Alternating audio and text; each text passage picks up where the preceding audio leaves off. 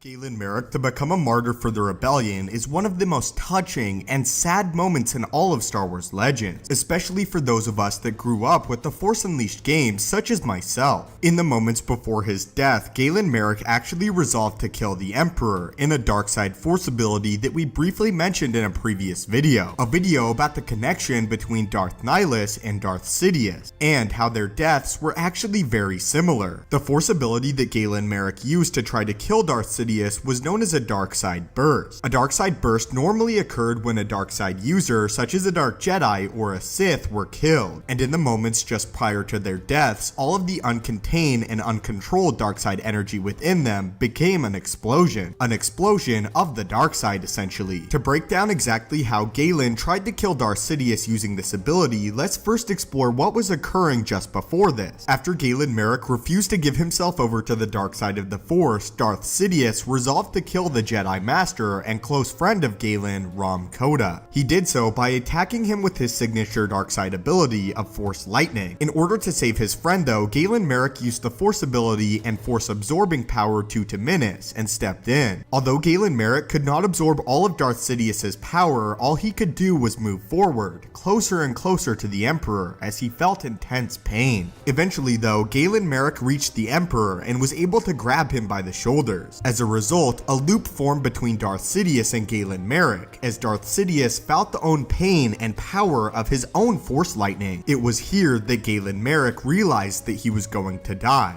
and that Darth Sidious's power and control over that power was too much for him in this moment. Galen Merrick then embraced the Force completely and used this dark side burst ability, sacrificing himself to attempt to kill the Emperor. Essentially, Galen Merrick pushed all of his dark side energy and light side energy out of his body, in a hope that the resulting explosion would consume the Emperor as well as Galen himself. In Galen's opinion, this was the final thought and Force ability that he believed could ever destroy the Emperor. However, for those of us that have played the game, he was ultimately proven incorrect, as Emperor Palpatine was only barely able to shield himself from the attack of Galen Merrick in the form of a dark side burst. Despite not being killed by Galen, Darth Sidious realized that in his death, he had become more powerful than ever, stating that the rebellion would now use him as a martyr for their cause, a cause that would in fact eventually destroy the Empire. But leave your thoughts on this dark side burst ability in the comments down below, and the Force ability that Starkiller or Galen believed could kill the Emperor, but one that ultimately the Emperor proved him incorrect on and was able to withstand. As always, thank you guys so much for watching. May the Force be with you and have a great day.